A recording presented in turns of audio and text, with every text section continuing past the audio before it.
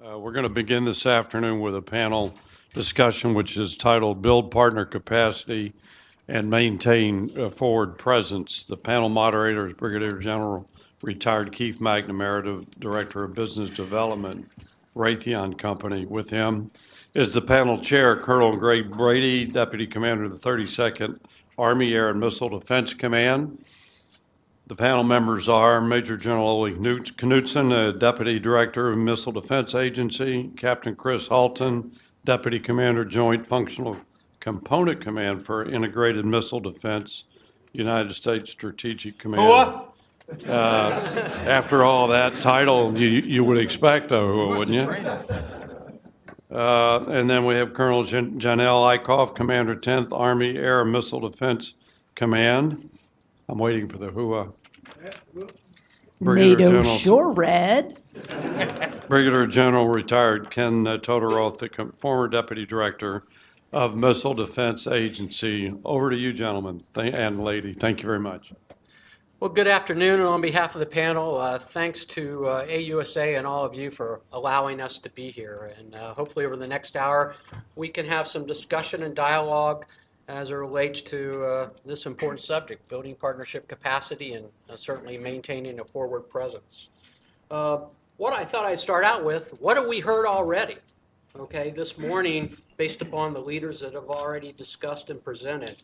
And I offer four basic things. The first is we are fighting now with our friends and allies, and we will not fight with them in the future. That's a no-doubter. The second thing we heard, network capability must adapt to integrating friends and allies. 3, we can't do it alone. Building partnership capacity matters. And the last kind of basic thing heard is to enhance our friends and allies' capacity and capability, forward presence is needed. And I term it that really in phase 0 operations, our reality is we're in a global contact sport from a forward presence perspective. So I only offer that as, just synergizing what we've heard already. That's kind of some of the big nuggets, so to speak. But hopefully over the next hour, we'll get into a little bit more depth and questions from the audience.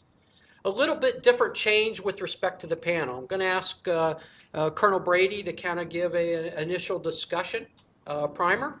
And then in turn, I am going to pose kind of 3 question areas to the respective panel members. And each of them will answer it. General Knudson from a global missile defense perspective. Colonel Eickhoff, focused on EUCOM. Colonel Brady from CENTCOM. Captain Halton from a PACOM, Stratcom perspective. And then likewise, General Todorov will focus from a NORTHCOM, NORAD perspective, dealing in the realities of partnership capacity along those lines. So I'll turn it over to Colonel Brady and ask for some opening comments. Well, thank you, ladies and gentlemen. It's great to be back. I was on the panel last year as the commander of the 10th AAMDC, and now I couldn't get it right, so they made me the deputy commander for the 32nd AAMDC. But really consider it an honor here to talk about partnership building capacity and why maintaining a forward presence is so important. And I'd like to really first start out thanking General Sullivan. I saw General Rossi had showed the timeline is his engagement with General Sullivan, but we actually had one last year at the 10th. And it's really where he attended a battery AAR. A Patriot battery AR, and I thought that was very interesting that such a senior leader is coming out for battery AR. But what we really learned from that was a tactical unit such as a Patriot battery has strategic effects. And this battery had just deployed to Poland, one demonstrating a lot of things we've talked today based on the AOC construct, but strategic flexibility, leader development, but more so engagement with our allies there. And but he also taught us about how to really strategic message something like this and being able to talk outside the Army. And I really want to thank him for that because a lot of us who has left that unit just in the last year, we participated in the National Committee on the Future of the Army. And I think that message got across pretty clear. And you saw a lot about, especially on the executive summary on the second page, about the need to increase missile defense capacity. But I'll start today with our potential adversaries continue to expand and improve their ballistic and cruise missile forces along with new longer-range unmanned aerial systems as an alternative to expensive manned conventional air power. General Rossi had highlighted some of the threats out there specific today, but under the AOC construct, but combined with growing threat missile inventories, with improved precision guidance and BMD countermeasures, has significantly increased the risk of potential overmatch against U.S. theater and air missile defense forces throughout the world. From resurgent Russia and Eastern Europe to a menacing ISIL and emboldened Iran in the Middle East, to an increasingly belligerent North Korea and assertive China and the Asia-Pacific, the need to build partnership capacity has never been greater and is something that our air defense leaders have emphasized for years. Just now, an example for the 32nd AAMDC when we talk air and missile defense capacity. Why it's so important, and you look at what the demands are, and we talked about COCOM requirements. The 32nd AAMDC is currently operating in 4 COCOMs right now. Within NORTHCOM, defending the Homeland. EUCOM, we're getting ready to support Juniper Cobra 14 with a major exercise of deploying a mission command element at the brigade level to support the AAMDC. So once again, as we talk warfighter, we're also a force provider. On CENTCOM, we've maintained a forward presence there for years, an AMD brigade and other capabilities, but also in PACOM with the deployment of THAAD and other and supporting other contingency plans in the future. So quite a huge demand. So with that demand, as we heard Dr. Markowitz highlight today, that ceiling is not going to increase. We've got to find other ways to meet these threats.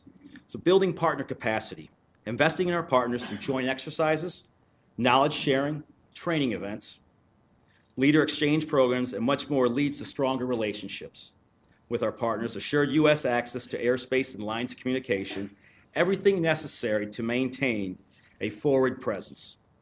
And in a time when our own defense spending and under fiscal pressure, building our partners' capacity isn't just a strategic indulgence, but rather, I would argue, as an enduring imperative. And one of the sound bites I always like to use is, you can't surge relationships overnight, and you can't RFF trust. So moving forward, what we recommend is really a 3-pronged approach from the 30 seconds perspective to increase partnership capacity between U.S. and partner nations. First is the implementation of a seamless combined network mission command, which we discussed earlier. Second is achieving efficiencies and reducing the cost of AMD operations.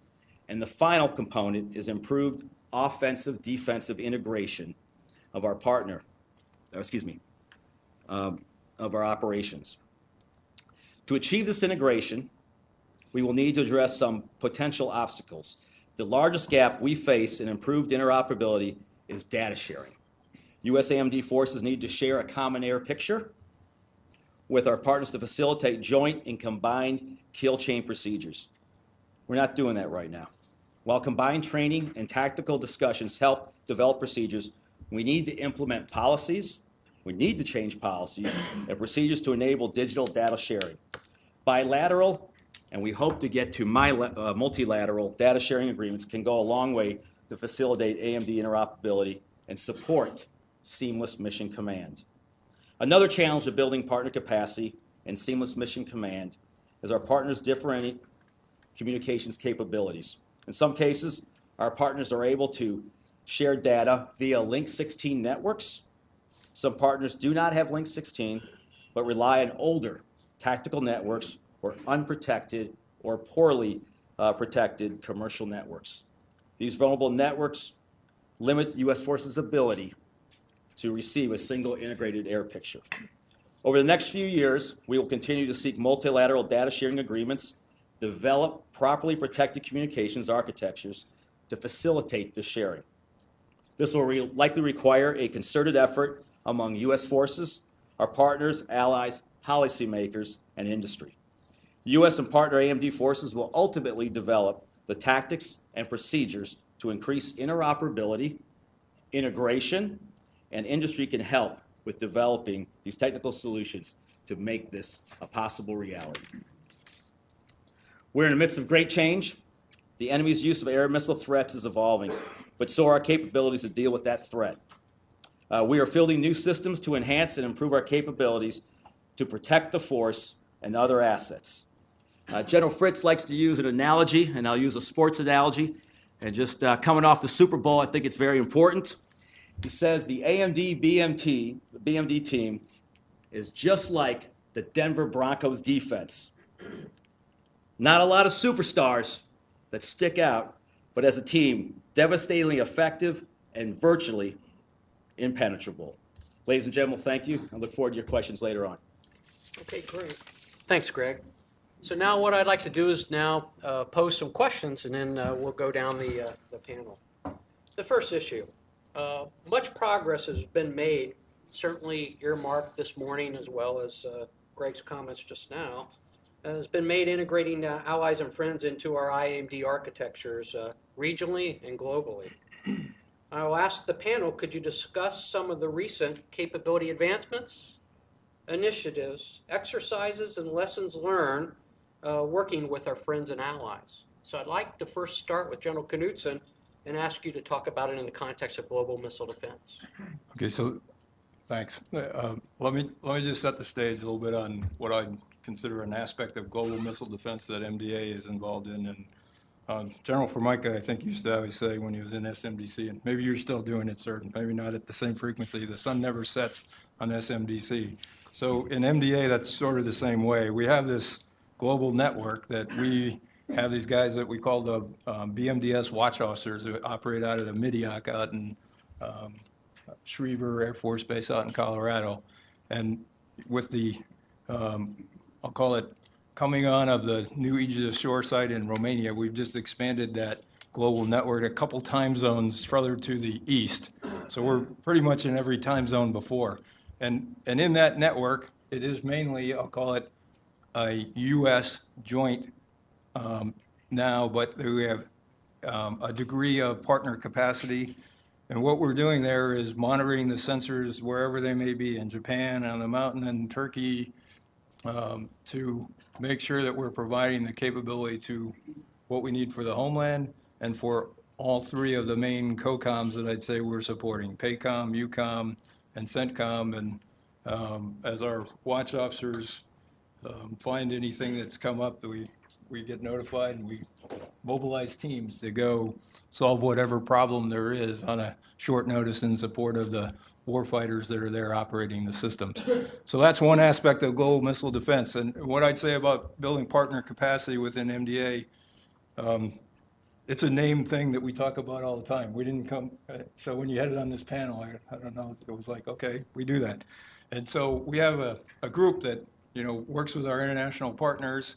And one of the things that they've been working on for several years, and many of you know a lot about this, is the integration with NATO and C2BMC and the NATO BMC3I network. And so progress has really been made. It's probably not as much as what some would have hoped 5 years ago. General Mann and I were on a panel when I first got a little bit involved in this business in December of 2010, and that was the topic at that panel that was in the UAE. And so there's progress that's been made since then, sir. There's more progress to be made. I think one of the aspects that will help accelerate this progress is the Aegis Ashore site that's just being stood up in Romania now. So it is an additional capability that NATO is going to have, and then bringing on another site in 2018. And it's not that there isn't already, an Aegis capability at sea that they've been integrating with, but I sense that this will bring NATO together more as these two sites are on the land. One of the things that was mentioned, I caught the end of the last panel, we did this thing we call the at-sea demonstration with 9 different navies from NATO last fall. And so that was a collaboration with MDA and PEO IWS from the Navy and the countries from NATO.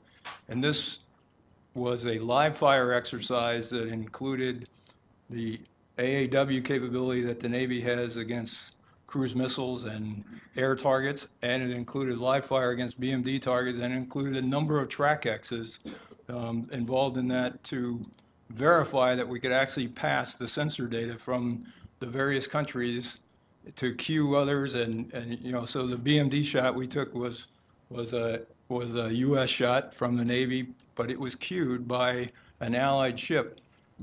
So all of that is stuff that's never been done before, and in terms of demonstrating interoperability and really getting beyond, I'll call it, the concepts of these things. To get out at sea and do that was a pretty monumental thing.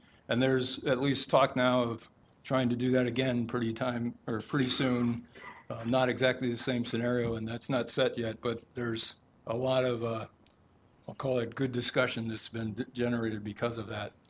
I'll mention just a couple other things. So one of the other things that MDA helps support for the warfighters, whether it be in PACOM, EUCOM, CENTCOM, and Stratcom, sir, with Nimble Titan is running war games and exercises. And so we provide a lot of support for those, and I think that what we see that comes out of those is a lot of lessons learned around tactics and techniques and con ops that are needed.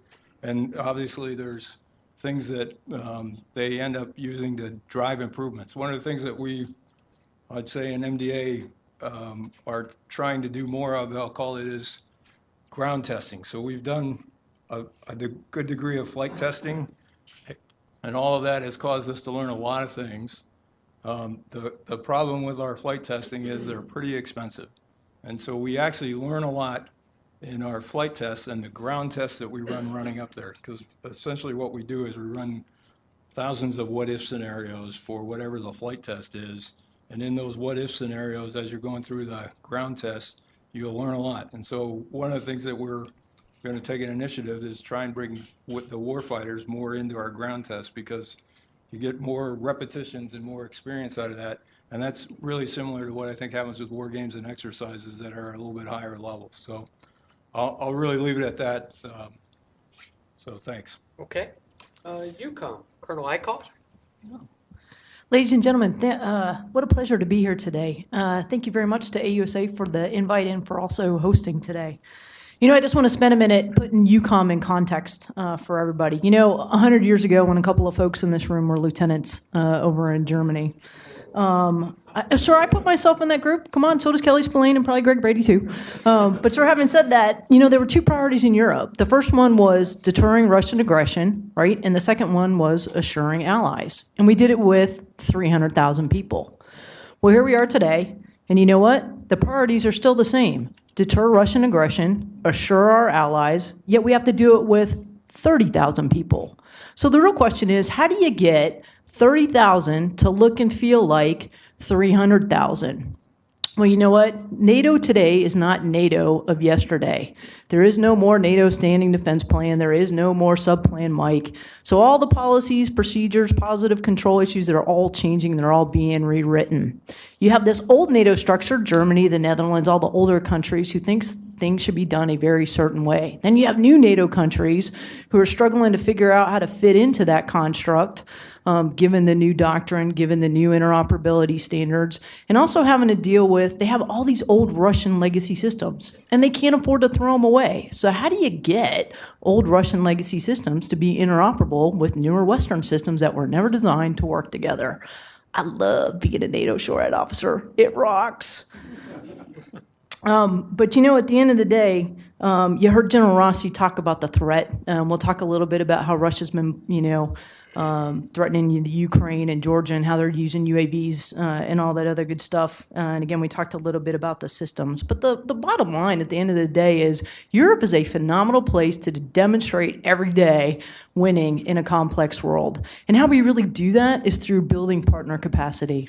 So a couple things that we're doing over in EUCOM I'd like to highlight. One of them is you heard Greg talk about Juniper Cobra coming up with the Israelis.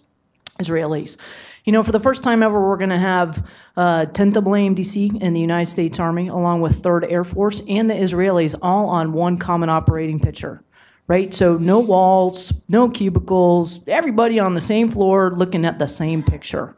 So huge win as we go forward with our allies. Second thing coming up this summer, we're going to push a Patriot battery out to Romania, out to the Aegis Ashore site out there. We're going to use a dismounted ICC to complete the NATO kill chain all the way back to Ramstein. First time that's ever been done in Europe, and we are super excited about getting after that. We have a cross-COCOM air missile defense exercise coming up between CENTCOM and EUCOM, and really what that's all about is sharing TPY-2 data between those two COCOMs and really figuring out how to get left of launch and using some of those space-based capabilities General Mann talked about, because we just don't, as we all know, don't have enough interceptors to get after the bad guys' threat coming at us. And then lastly, I'd like to highlight coming up in September, we're doing an exercise called Tobruk Legacy. Last year, it was really a NATO SHORAD exercise where it featured 5 different countries, 5 different systems, 5 different languages, but really came together with one common operating picture. This year, in terms of building partner capacity, we've built that up to 18 different nations. So we're really excited about that. To bring those folks together to figure out not just doctrine and TTP, but also integration and interoperability. So again, anybody is welcome to Europe. We're super busy. And again, come on over and enjoy the fun. Thanks. CENTCOM, Colonel Brady. All right. Thanks, Jen, for actually highlighting when we talked about the cross-COCOM AMDEX. And this is huge because, as you know, TBMs do not adhere to COCOM boundaries. This is really revolutionary in what we're doing, and participation and the coordination between the COCOMs hasn't been better. So we've made a lot of progress in the last 8 years. We've had a forward deployed presence there in CENTCOM, but one of the most important things we've learned, though, is the relationships. Because a lot of us now can come back to the theater in different positions, and you actually know these leaders in our partner countries, and it's really proving to pay dividends. One of the areas that we focus on in a lot of these exercises we're executing at the tactical unit level is we're developing operational guides. A lot of these operation guides it's a bilateral effort. And what we're learning too is that a lot of countries are putting a lot of more attention, putting a lot of more emphasis on them lately, especially we've seen the operations with the Saudis and the Emiratis. And so what our goal for the future now is to turn these into multilateral guides, and so we can start improving that information sharing. We're doing that through combined air defense working groups. We have IMD forums, and we're actually executing defense design forums. One of the areas we're really looking forward to the future now, and it was just briefed last week at the Army Integrated Air Missile Defense Conference run by ARCENT, of course, with AFCENT and NAVCENT participation. But it's a great initiative by the FCO community, is to have an FMS Top Gun course for our allies and partners. This has been a long time in the works, breaking down foreign disclosure barriers.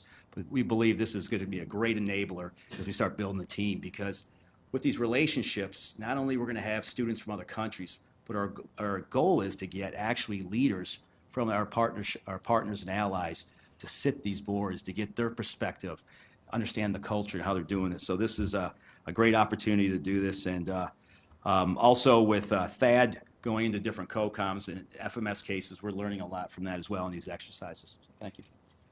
Okay, from a PACOM and as needed, Stratcom, Captain Holt. Yes, sir. Thank you. I'd like to thank AUSA for allowing a naval officer in here, and know that at the end of the day, we're on one team and it's one fight, except for perhaps Army-Navy game day. I know that. But so I'll talk a little bit about PACOM and then a little bit about Stratcom.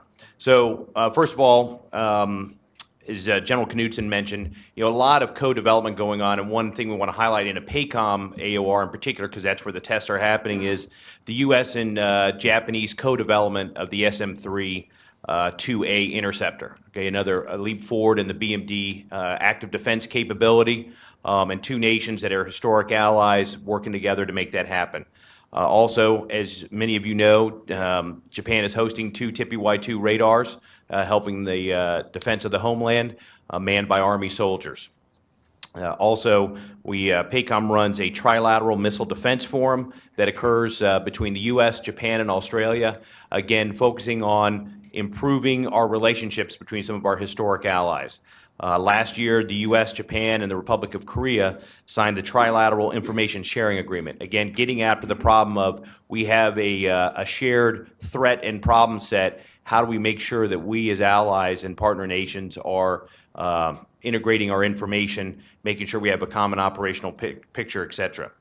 To get to the Stratcom part of this, which has the global UCP mission set, there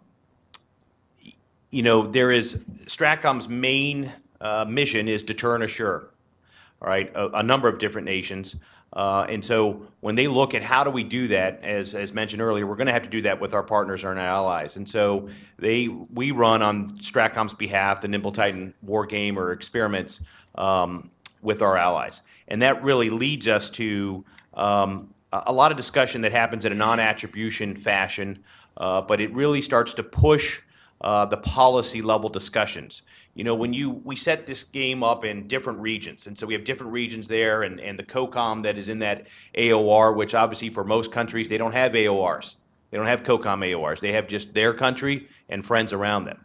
So we set them up in a regional war game, and when you have different countries from region X walking over into region Y to talk to them about how do we share information because the threat is sharing their technology, okay, that gets into some good discussion levels, all right? And we start to build those relationships that Colonel Brady talked about, not just U.S. and another country, but multiple countries and the U.S. and some folks who quite honestly have no BMD active defense capability, but are there to help, if you will, enable discussions and in the end, building those partnerships that we need to go, as we go towards the future. Also, JFCC-IMD executes joint BMD training education on behalf of U.S. Stratcom. Why is that important? Well, because we go out and do mill-to-mill type of training or FMS case training, as we have done, for instance, with Japan, Republic of Korea, and others, all right, that helps bring us all our allies on the same kind of level playing field and understanding. And those have happened at if you will, a Ministry of Defense level of training, all right, so political appointees, et cetera, down to, if you will, a battery commander, battalion commander level of training. Again, we get it foreign disclosed, but it allows us to, again, start talking common language, okay, about how we execute particularly active defense, but includes passive defense, strike operations, et cetera. And so those things are actively happening and occurring, and we coordinate those with the COCOMs as we go forward to make sure we're carrying forth a single message. And with that, thank you. Thank you. From Northcom NORAD perspective, General Todorov. So Keith, thanks, and thanks for the opportunity to be here. It's good to be with my Army brothers and sisters again. And airmen don't say hooah, Chris. I'm just going to throw that out there, but it was well done. So this is a panel on building partner capacity and maintaining forward presence. So some of you at least one of you out there is thinking, what the heck does that have to do with the Homeland, right? Forward, Homeland. Actually, a lot more than maybe some of you might think. And as was mentioned earlier, General Buckley, who's the Deputy J3 at Northcom out there, made an excellent point about really from in the Homeland perspective, Admiral Gortney has a whole range of threats that he needs to be concerned with, from the longer range threats down to increasingly a realization that a low RCS cruise missile, a UAS off the coast, something coming from a maritime platform, may be a threat to the Homeland. And so General Franman the other day made an excellent point. Hopefully some of you heard him on a panel on threats to the Homeland specific to cruise missiles. And he talked about a hockey analogy, which many of you have heard before, but I grew up in the Northeast playing hockey on ponds, so I like to use it. I think Admiral Gortney would say he can't just have the goalie. He can't just be the goalie and waiting for stuff to be lobbed at us and catch it before it gets into the goal. You need to have some forwards, too. And as the pace of technology and the pace of Moore's Law and everything increases in speed and time shrinks, I think it's more important in the Homeland that they do think more globally and more holistically than just the goalie. And so I think defeating the threats, having an awareness of the threats as far away from the Homeland as possible is absolutely the right course of action. There's some initiatives that are ongoing, and I think a construct that they're using at NORAD and Northcom right now. And by the way, if you don't know, it's really two separate commands, one commander, Northcom Defense of the Homeland, but NORAD goes back to our relationship with the government of Canada, 55 years now, aerospace control, aerospace warning, and now a maritime mission as well. It's one commander wearing a couple different hats. It's sort of a delicate tap dance with the government of Canada because they don't play as a matter of policy in some of the longer range missile defense missions, but they do play in some of the shorter ones with the NORAD hat on. So I think that realization that getting at this stuff further out is the way of the future. It starts with deterrence. There's a lot of talk about left of launch. There's a lot of talk about what can we do before the stuff gets here. We'll save that for another time or another question. It starts with better I&W. I think a lot of brain bites are being spent right now on how can we have better surveillance? How can we work with our partners better? Everything from human to all the ends to passive defense, things that have been mentioned earlier. It starts with getting those forwards in the hockey rink involved. So left winger and center and right winger. Says nothing to their political orientations, I promise you, but having people out front, the other COCOMs, and be able to have the COCOM at home, being able to work with those forwards to make sure that we're doing this in a collaborative and a coordinated way to get those forwards involved. And then it does have to do with the catcher's mitt. At the end of the day, responsibility of that commander to continue to protect the homeland from whatever the threat may be. So more to it than meets the eye when talking about forward presence with NORAD, NORTHCOM, and there's a lot of actions and initiatives in place to do just that. Okay, thank you. I'd like to transition now and to kind of pose the panel a question about some of the future threat realities. Leaders talked about that we have to deal in the full threat spectrum in the future. General Rossi put up a chart that really showed the threat space, so to speak. But the reality gets to be it's going to be a complex environment of the future. So I'd like to go ahead and pose a question and ask comment along these lines. Continued focus and investment has been made by the United States and our allies in the ballistic missile defense area. I believe that in the future, conflicts will be more complex and arguably synchronous, where we will see BMD, cruise missile defense, and UAS attacks that they will enable, supported by this capability of UAS as an ISR platform. Could you discuss some of your perspectives and discussions with our friends and allies on how we are moving forward to address a future challenge like that, i.e. a synchronous, complex, robust BMD cruise missile attack possibly enabled by UAS? Let me go first, comments from General Knudson. Okay, well, I'll stay out of the UAS because FDA. But so one of the things that we have been working to do, obviously, is this layered BMD system. And I'll say BMD, but it's also in the flight tests and in the ground tests that we've done, we've also demonstrated with the Navy and with Patriot over the last few years, bringing in the anti-air cruise missile in live fire tests. In FTI-01, which was done in October of 2012, we had an Aegis ship, we had THAAD, and we had Patriot involved, and Patriot took a BMD shot, and Patriot took a shot on a BMQ-74, which is a cruise missile, and the Aegis ship took a BMD shot and shot against the BMQ-74. And so we had upper tier engagements, we had lower tier engagements against BMD, and we had shots against cruise missiles involved. And that was back in 2012. And we recently did a very similar thing on October of this year, Halloween night, actually, here out in the Pacific. It was on the 1st of November, where we did very similar, although we did not have Patriot involved. So we replicated what we did with Aegis. And in that case, we had a layered setup with the upper tier shot where Aegis was going to engage had to engage in the presence of debris that was created by a THAAD shot. So it had to pick up a MRBM target in the presence of that debris after THAAD had engaged.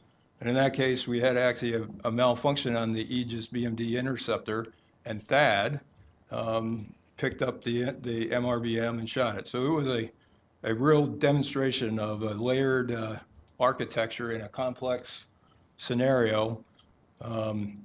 What I'd say is that if we want to look at probably a really good example, and I've gotten a chance over the last few years to work with the Israelis because we've been doing collaboration with them on 3 programs, Iron Dome, David Sling, and Arrow. And so they have a sense of, I'll call it defense, missile defense, that I'm just going to say it's higher than the rest of us. All right, they just do. And when you go over there, you feel it. And so what they're implementing, and they have this whole complex thing. So there's a lot we can learn out of that. But you know, they've been at the real lower end with Iron Dome, and it certainly demonstrated its capacity to hold off. I'll call it the need to do other things for several days anyway, to buy them some time. Where they're going to be with David Sling, and this is very much like a Patriot system in capability, and it's what they wanted on their own. They didn't want to buy our Patriot, but they have reasons for that, is that they'll have, you know, the capacity at the next level on against both cruise missiles, air threats, and shorter range ballistic missiles. Not just shorter range, but it's a quite capable system, the Stunner Interceptor. And then the Arrow 3, they already have the Arrow 2, which is much like that. The Arrow 3 gives them a longer reach to be able to engage raids and MRBMs coming in at a longer distance. And so they are demonstrating that. They have their own BMC-4I system. It's a little bit easier, I'll say, for them because they operate in a home game than what we do, at least in a lot of our deployments. And that makes it, I'll call it a degree easier on the BMC-4I. But if you were to extend that into Europe, okay, most of NATO defense would be a home game. So there's examples that I think can come out of that, and there certainly are in the other AORs. Less we may be deploying in, but others, our partners may be there and setting up those networks. And so I'd just say that's an example. And I guess the one other thing that I'd mention about the Israelis, so this is both a capability and a capacity, because what they're doing is they're tackling at all levels, and so are we.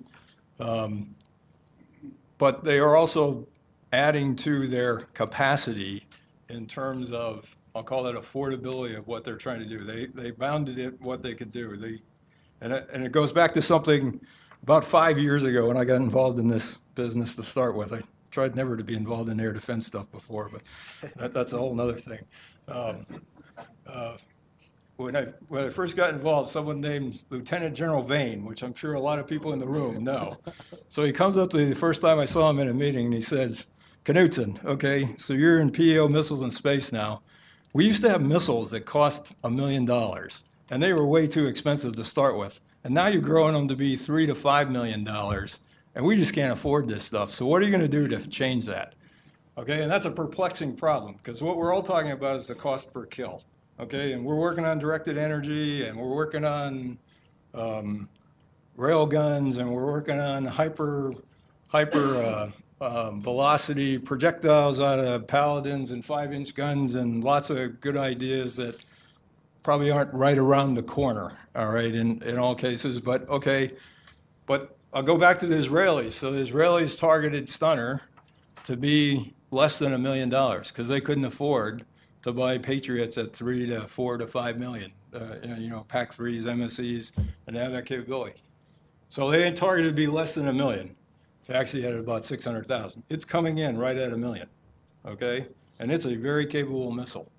And so when we talk about driving down the cost per kill, and I know we want to get much lower than that, but that's an example that I think we need to look at. And we have spent a lot of effort with the Israelis to get it to where it is. And so I'll just mention that in terms of its capability to integrate everything, and it's the capacity to deal with enough threats that you got to deal with, because this, particularly when you got, I'll throw UASs in, it could really complicate the situation if someone were to flood us with a raid of kind of low-tech UASs that we got to expend a lot of interceptors on, and I know that's a different problem. So I'll leave it at that. Thank you. Okay, from a UCOM perspective, discussion, friends and allies as it relates to the complexity of the threat. Thoughts? Thanks, sir. I think the biggest challenge we have in UCOM is really the defense of Israel and the defense of Europe simultaneously. And I would offer that the BMD fight will always be important, and I think we've kind of got the defense of Israel piece sort of kind of figured out, and you heard General Knudson kind of talk about all the systems that the Israelis are developing and everything else. I think what keeps everybody up at night over there is really the air part in integrated air and missile defense. Talking especially to my Ukrainian and Georgian counterparts, and you have a discussion about the threat, and they talk about the Russians' use of UAVs, and they fly them in pairs, one high, one low. They use one to smoke out people looking at them, and then they use the other one to call back for fire and for targeting. At the same time, they simultaneously use jamming to get after our allies' radars. So it's a very complex environment, and one of the challenges that goes with that is their outdated, older legacy systems do not have the altitude to engage any of those UAS threats that I just talked about. So again, I think it goes back to building partner capacity and understanding what each country brings to the table and figuring out how to integrate that and make it as interoperable as possible. Thanks. Okay. CENTCOM, Colonel Brady.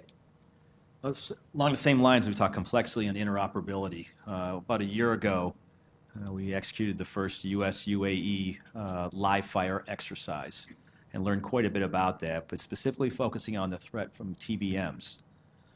So from learning from that, what we are planning right now and in March of 2017 is to execute a multilateral live fire now. We have 3 other countries in the GCC that are very interested in executing this. But we're not going to fight the fight from yesterday, as Major General Rossi highlighted. We are focusing on a simultaneous 2 ABTs and 2 tactical ballistic missiles, specifically with the three countries involved. So once again, I believe another revolutionary event for the future there. And then if I could follow up, though, with Major General Knudson, as he talked about Israel, and Dr. Markowitz hit on it too, is we talked a lot about active defense, but I think we got to look at the passive defense piece, and that's something I observed personally there in the country. Getting back to the basics, we talked about cover and concealment.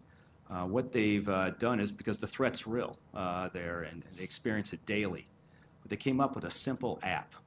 It's called Red Alert. I've actually witnessed this firsthand. We have soldiers deployed there to the country.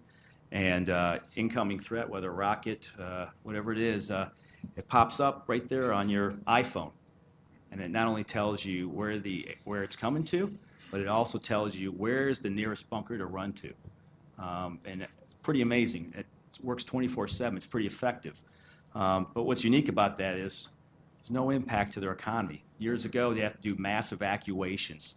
So personnel can go into the bunkers even within their own homes and continue to work off the internet or however it goes. So very fascinating what they're doing with some of the things I think we can definitely learn from that. If I could add to that, I've witnessed it too, and it's my sense is the combination of the active and the passive defense that gives them confidence, because they have Iron Dome, and one or the other wouldn't probably give them the greatest confidence. And I think that's one of the things it's one of the principles of air defense that someone told me about 5 years ago: active and passive, and attack ops. Okay, from a PACOM lens, Captain Hall. Yes, sir. I think that when we talk about this more complex battlefield, and to be honest, in my naval hat, we haven't lost the low, slow flyer because we've considered that to be a threat against ships for decades now. But I think that morphing it into a UAS threat, there's defense in depth is obviously the first thing.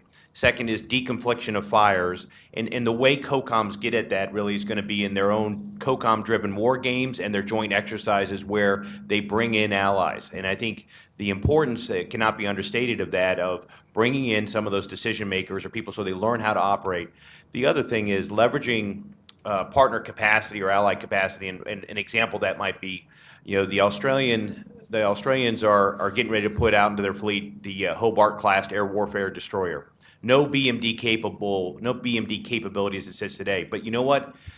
I could use that in a multinational task force to conduct air defense of a BMD ship that is out there conducting the BMD mission.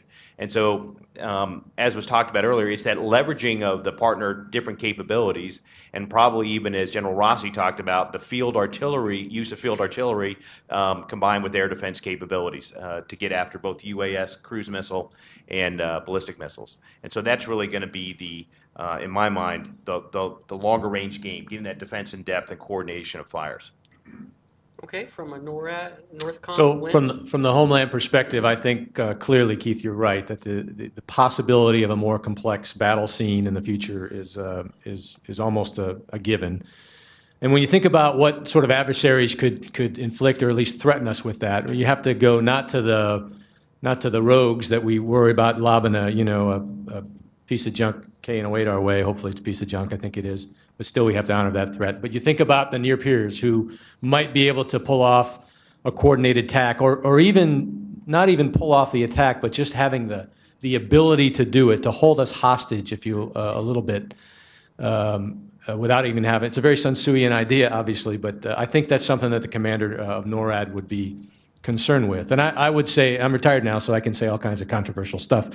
I say as a nation, we're not particularly well equipped to handle some of those threats right now, particularly the low RCS cruise missile threat, particularly what happens in an attack from UAS.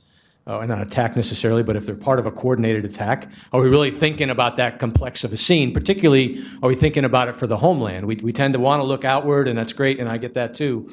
But at the end of the day, some of these near peers, I think, are continuing to develop their capabilities to hold us and to hold our interest and assets right here at home at risk. So a bit of a paid political announcement here. Who's doing the work right now to work in the joint community along with the Army? It's the team at JIAMDO is doing a lot of great things. It's a travesty, in my opinion, that organization is being gutted for really a budget decision, because I don't have no one else that's really doing a lot of the work to combine the forces and naval and air and the great work that the air defense community does together to try to come up with a solution to some of these problems. So tell all your friends and tell your 4 stars that it's really JIAMDO is an organization that needs to stick around to handle these very problems. The work they do at Black Dart, which is a counter UAS demonstration, they've been doing it for years, as well as at the Virtual Warfare Center in St. Louis. So I agree with you. More complex in the future, and increasingly as time goes on, that's going to be a concern for the homeland. Okay. Now I'll transition to questions posed to the panel. The first one's specifically to Colonel Eickhoff. Are there plans to grow the 10th AAMDC to a full up command? And is the Army AMD part of the ERI funding budget initiative? How so? 2-part question. Whew. Okay, first one. Yes, there is a plan to grow the 10th AAMDC to a full AAMDC. As a matter of fact, there is a force design update in the works that's competing pretty well. Looks like it's going to compete pretty well in the TAA process. But it's for all the AAMDCs, and it means at the end of the day, 10th AAMDC will get an additional 41 spaces that we currently don't have. Because right now we're the smallest AAMDC out there and about 40 spaces less than everybody else. So we're excited about that FDU competing in this TAA. I think that will go really well. Second part was about, is AMD funding part of ERI? The answer is, it depends. It depends on what you're doing and where you're going. If it's really part of Operation Atlantic Resolve, which is everything kind of to the east, if you will, toward Russia, from the Baltics all the way down to the Black Sea, there are creative ways to use ERI money to get folks to train together, work together, work on integration, interoperability, all that other stuff. If, however, you want to use that money, let's say, to go do something in Israel, you can't do that. So there's very strict criteria that go along with using ERI money, and as long as you stick to those criteria, you're good and won't go to jail. Okay, the next question. Any of the active duty folks on the panel, I am hereby declaring that you cannot answer this question. As a retired person, General Todorov and I will not answer this question as well, and I will pose it to General Mann. Okay? How likely, you'll understand why, how likely is it that we will deploy THAAD to Korea soon? And what are the challenges and opportunities in deploying THAAD, therefore building partnership capacity further in PACOM? General Mann. I'm still on active duty. I can, it's really something that I was kind of asked this at a meeting yesterday at the Knudson Institute, and I think everybody's aware of the media reports about, THAAD, and many of you know that General Scapparati thinks it would be a very prudent move to put THAAD to the peninsula. That said, though, obviously this is a very, very delicate discussion. As a result of that knucklehead above the DMZ his activities, I think it's fair to say that there's more openness on the side of the ROCs to enter into discussions. So that's where we are. We're setting up the timeline to enter into discussions to really evaluate the feasibility of putting that onto the peninsula. I think everybody also understands that the ROC's #1 trading partner is China. And so there's a lot of sensitivity. You've also seen in there where China is very, very concerned about putting that on pin about the fact that we would be radiating into China. And so that would be something that obviously, if the decision were made to put that into Korea, South Korea, that we would have to be very, very clear about, the azimuth, where we're radiating, where we're looking. We're not looking to China, we're looking to the north, so to speak. But again, it's all pre-decisional. But the fact that the ROC leadership is willing to discuss the feasibility of putting that onto the finish is very significant. So we'll see where it goes from there. And obviously, I think we also have to be very, very careful about putting that on pin, and all of a sudden, all our worries go away. That has a lot of capability, but some of the missile systems that we're talking about in North Korea, some of the concerns that we have, it's more than a bad problem set. It's going to add more tempo, obviously, and that's another thing that's going to have to go into the discussion about, the operational readiness and making sure that we maintain flexibility here in the States. We talked a little bit about partnering with our neighbor military partners out there, but that also is very, very important. I kind of mentioned about it before because we're trying to make sure that we give our decision makers, our leaders, with flexibility, with options, and if I ever able to leverage, and I can't remember who said it, I think Ken, leveraging what folks bring to the table is critically important. And there's varying degrees of their capabilities development that, but we're not maximizing those capabilities as we should. So, Keith, I don't know if that gets after the question. Right at it, sir. I think you'll hear a little bit more in the next couple weeks about that. So on behalf of all panel members, thank you for answering that. This one's to General Todorov. What is the current status of bringing Canada into a true integrated and combined command and control structure? Can we ask General Mann that question too? Well, my time at NORTHCOM is obviously several years ago now. I've still continue to hope that the government of Canada is interested ultimately in joining us in defending our homelands, plural, from the threat of long-range ballistic missiles. I think there has been and that's a very political issue for them. And of course, those of you who have worked with or know anything about the military in Canada, they're amazing, selfless Canadian patriots up there who contribute to the mission at NORAD each and every single day, who are deployed all over the globe side by side with our airmen, soldiers, sailors, and Marines, doing great stuff. And so we would love to have Canada as a full-time player. I will tell you that other than, and General Franman, as former J5 at NORTHCOM and NORAD, probably well-suited to answer this question. But I would say that other than the missions that they don't participate in now, they are amazing contributors to this. There is an interest and an appetite that is growing, I think, in the ballistic missile arena. There's been some very preliminary, don't ever tell the Prime Minister of Canada, don't ever quote me to him, but I know very preliminary discussions about sensors, how they could sort of dip a toe in the water as opposed to, we're going to put interceptors in Goose Bay, Canada.